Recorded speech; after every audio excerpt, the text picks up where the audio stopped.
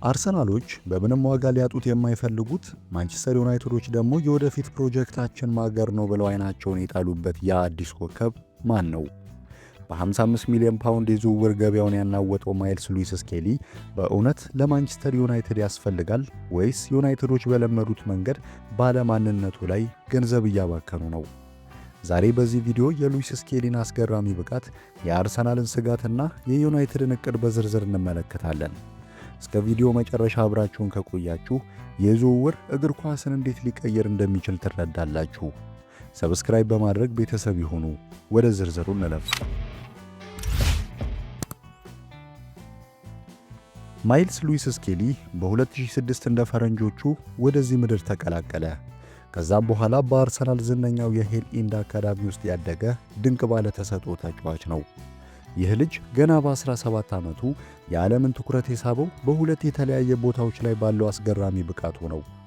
በመጀመሪያው የመሃል አማካይ ቢሆንም በሚኬል አርቴታ ስር ግን በግራ ተከላካይነት ድንቅ ሥራ እየሠራ ይገኛል። ብዙዎች አዲሱ ዚንቼንኮ ይሉታል። ለምን መሰላችሁ?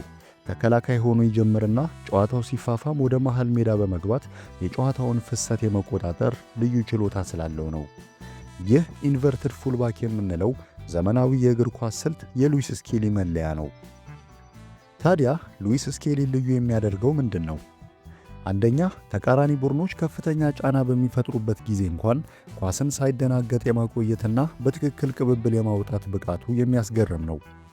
ሁለተኛ፣ ከጥልቅ ቦታ ተነስቶ ወደ ተቃራኒ የግብ ክልል ኳስ ይዞ በሚሮጥበት ጊዜ ያለው ፍጥነትና ሚዛን የብዙ አንጋፋ ተጫዋቾችን ያክል የበሰለ ነው። ሶስተኛ፣ አጭርና ረጅም ኳሶችን በትክክለኛ ሰዓትና ቦታ የመላክ ችሎታው ቡድኑን ከጥቃት ወደ ማጥቃት በፍጥነት እንዲሸጋገር ይረዳዋል። እርግጥ ነው ሉዊስ ስኬሊ ገና ታዳጊ ነው። ስለዚህ ሙሉ በሙሉ ፍጹም ነው ማለት አንችልም። በመከላከሉ ረገድ በተለይም ከኳስ ውጭ ያለው አቋቋም አንዳንድ ጊዜ ክፍተቶች ይታዩበታል። ልምድ ስላልነበረው በተከላካይነት መስመር ላይ መቼ መውጣትና መቼ መቆየት እንዳለበት ግራ የሚጋባባቸው አጋጣሚዎች አሉ።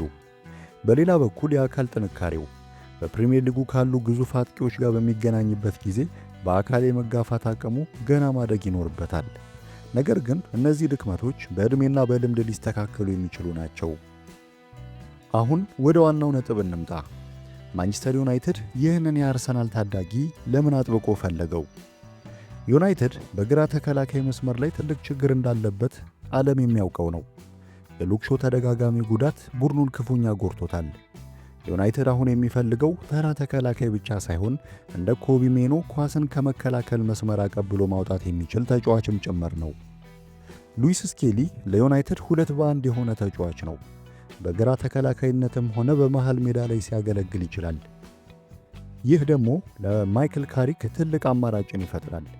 አዲሱ የዩናይትድ ባለቤት ኢኒዮስ ደግሞ ትኩረታቸው ወጣትና ተስፈኛ ተጫዋቾች ላይ በመሆኑ ዝውውሩ ትክክለኛ የቢዝነስ ሥራ ይመስላል።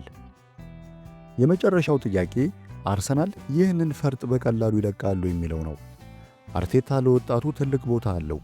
ነገር ግን ማንቸስተር ዩናይትድ እስከ 60 ሚሊዮን ፓውንድ ድረስ ለመክፈል ከተዘጋጀና ለልጁ ቋሚ የመሰለፍ ዕድል ካረጋገጠለት ምንም የማይቻል ነገር የለም።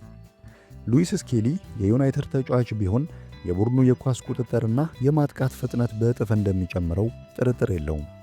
እናንተስ ምን ታስባላችሁ? ማይልስ ሉዊስ ስኬሊ ለማንቸስተር ዩናይትድ ትክክለኛ ምርጫ ነው ወይስ ዩናይትዶች ሌላ ልምድ ያለው ተጫዋች መፈለግ አለባቸው? ሐሳባችሁን በኮሜንት መስጫው ላይ ያስፍሩልን። ቪዲዮን ከወደዳችሁት ላይክ በማድረግ ለጓደኞቻችሁ አጋሩ። በሚቀጥለው ቪዲዮ እስከምንገናኝ ቸር ሰንብቱ።